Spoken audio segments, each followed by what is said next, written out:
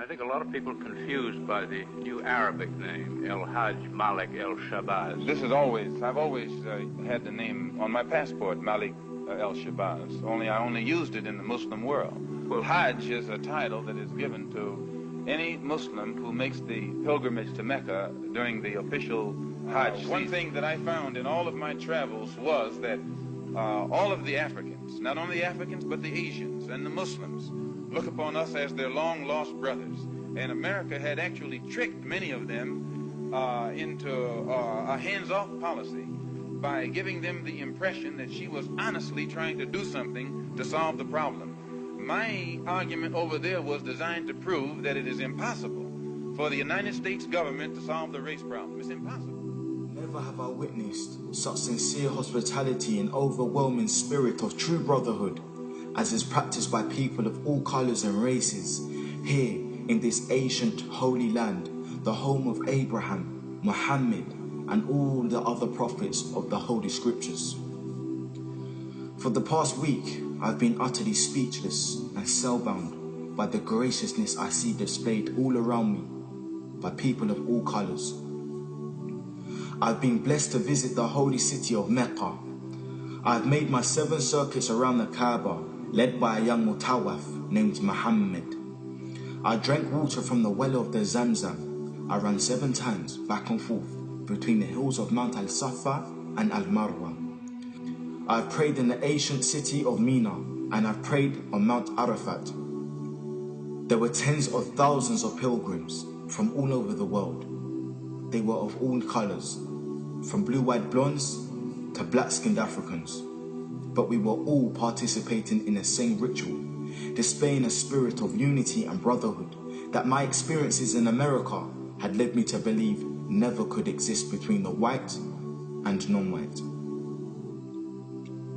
America needs to understand Islam because this is the one religion that erases from its society the race problem.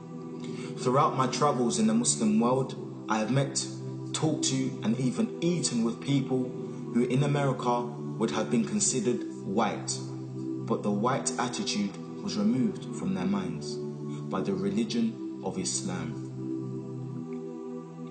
I have never before seen sincere and true brotherhood practiced by all colours together, irrespective of their colour.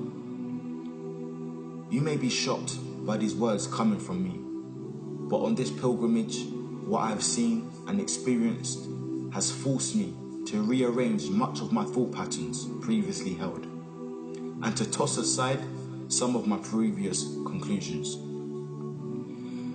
This was not too difficult for me. Despite my firm convictions, I have always been a man who tries to face facts and to accept the reality of life as new experience and new knowledge unfolds it. I have always kept an open mind, which is necessary to the flexibility that must go hand in hand with every form of intelligent search for truth. During the past 11 days here in the Muslim world, I have eaten from the same plate, drunk from the same glass, and slept in the same bed or on the same rug, while praying to the same God, with fellow Muslims, whose eyes were the bluest of blue, whose hair was the blondest of blonde, and whose skin was the whitest of white. And in the words and in the actions and the deeds of the white Muslims, I felt the same sincerity that I felt among the black African Muslims of Nigeria, Sudan and Ghana. We were truly all the same brothers because their belief in one God had removed the white from their minds, the white from their behavior, and the white from their attitude.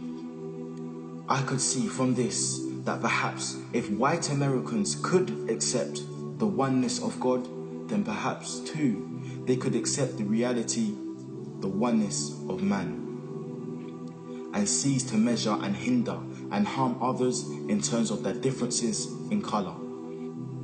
With racism plaguing America like an incurable cancer, the so-called Christian white American heart should be more receptive to a proven solution to such a destructive problem. Perhaps it could be in time to save America from imminent disaster.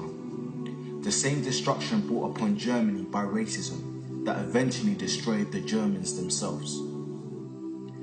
Each hour here in the Holy Land enables me to have great spiritual insights into what is happening in America between black and whites. The American Negro never can be blamed for his racial animosities. He is only reacting to 400 years of the conscious racism of the American whites.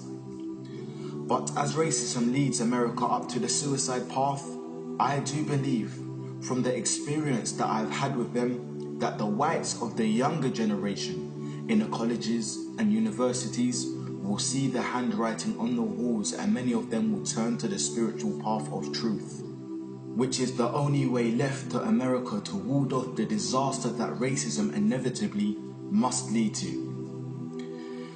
Never have I been so highly honored.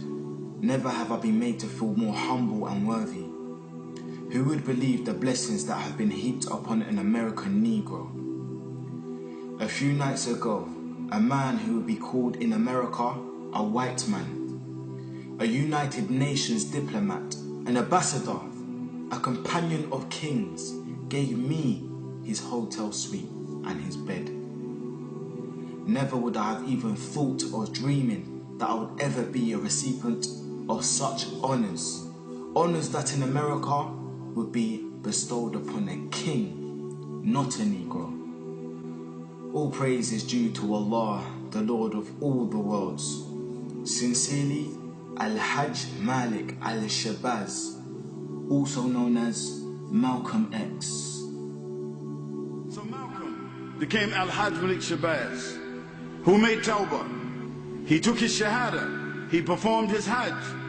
He said, on my way back from Mecca, I visited 7 countries, and the CIA, and the FBI, and the International Interpol Police, and others plotted to try to kill me at least 5 times.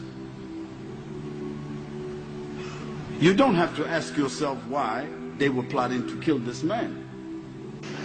If I recall, I pointed out that while I was at Mecca making the pilgrimage, I spoke about the brotherhood that existed at all levels and among all people who were there on that Hajj, who had accepted the religion of Islam.